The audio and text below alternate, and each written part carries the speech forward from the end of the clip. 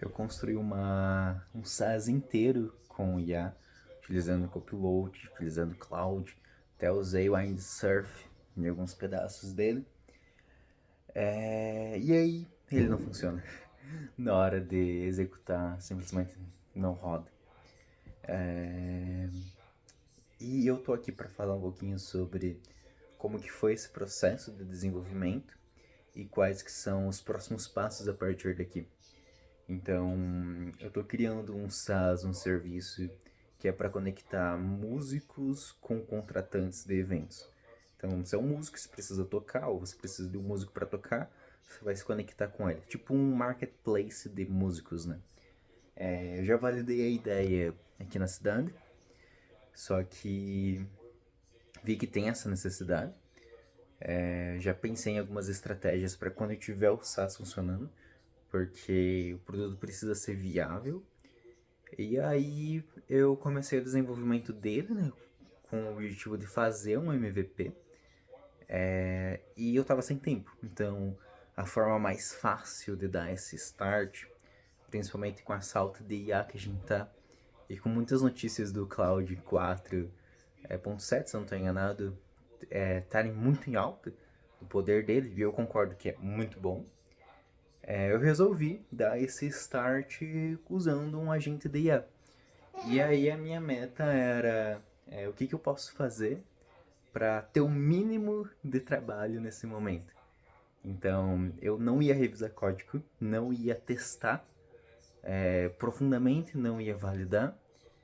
E então eu dei a estrutura inicial básica para o agente, montei documentos, fui aprendendo muito nesse processo.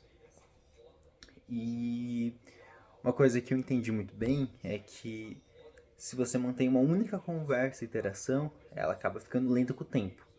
Então você tem que ir separando por partes. Às vezes tem que fazer a requisição novamente, repetir muita coisa que você diz. Que cheguei a montar um guideline para um guia de conduta de como que ele deve executar as coisas. Reforçava também o que, que eu esperava de um código bom.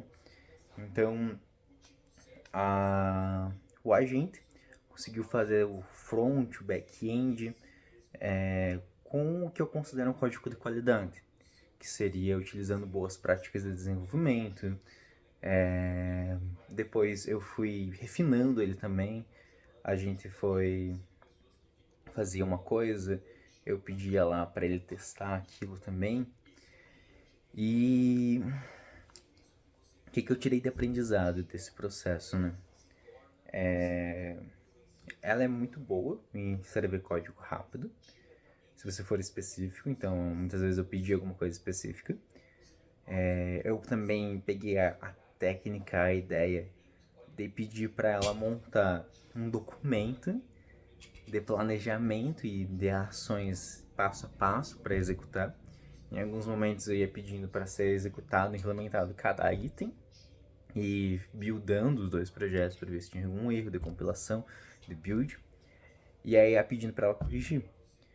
E com Spring eu vi que ela funciona muito bem, só que com Angular ela escreve muito código errado. Erro de import, erro de síntese, erro de praticamente tudo. Então ela conserta uma coisa e quebra outra também. Aí eu pedia pra ela corrigir os problems e ela gerava novos e eu ficava nesse ciclo. Tinha as situações que eu tinha que fazer isso umas 5, 6 vezes até ela corrigir de fato. E então foi um processo que eu não validei tanto, não precisei colocar a mão na massa. Eu acho que para esse start inicial foi muito bom, porque eu tenho uma estrutura muito bem montada, uma arquitetura bacana também. Eu dei uma olhada por cima. Só que a aplicação roda, back e front. O front-end eu notei que ela colocou muito dado mocado, muito dado aleatório, que não se integrava com a API. Pedi para ela consertar. Ela foi lá, consertou, mas mesmo assim, ela meio que mente e mantém ali os dados errados, inconsistentes, sabe, mocados em alguns casos.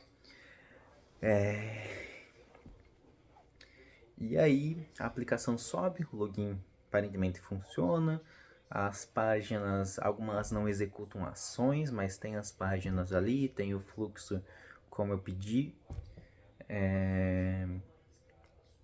Teve muita coisa que eu fui fazendo e refazendo com ela, revisando, pedindo para ela corrigir, revalidar. E mas tem erro, fato é. Então eu montei agora, pedi para ela montar na real, um documento que estruture ali um passo para mim validar e colocar a mão na massa, validar cada parte de código que está feita, mudar a estrutura também em outros pontos. E nesse momento que eu vou colocar a mão na massa mesmo e focar em ter esse trabalho humano nessa aplicação. É um aprendizado que eu tirei disso tudo, né? É que IA e agentes de IA são muito bons para implementar coisas específicas se você supervisiona. Mas quando você começa a crescer o projeto e começa a ter coisas que possuem uma integração e um fluxo maior, ela quebra. Então ela ainda não funciona para fluxos grandes, sistemas tão grandes, para ela trabalhar de forma autônoma e sozinha. E aí é o que o nosso trabalho como dev ainda prevalece, ainda é importante. Então, é isso que eu queria compartilhar. Estou criando esse canal para documentar essa jornada até para mim. Então, nesse momento, só dei o start de toda a aplicação usando a Agente IA, mas sem supervisionar o que ele estava fazendo. O que eu mudaria? Eu teria pedido para ela aplicar testes unitários de integrações em todas as etapas e ir rodando. Mas agora que o projeto está muito grande, se eu pedir, ela vai gerar muito código lixo. Então, eu acho que mudaria isso. Mas agora é analisar o código e focar no desenvolvimento, nas funções principais para ter um MVP funcionando. E se você quiser acompanhar essa jornada, dá para se inscrever no canal aí também.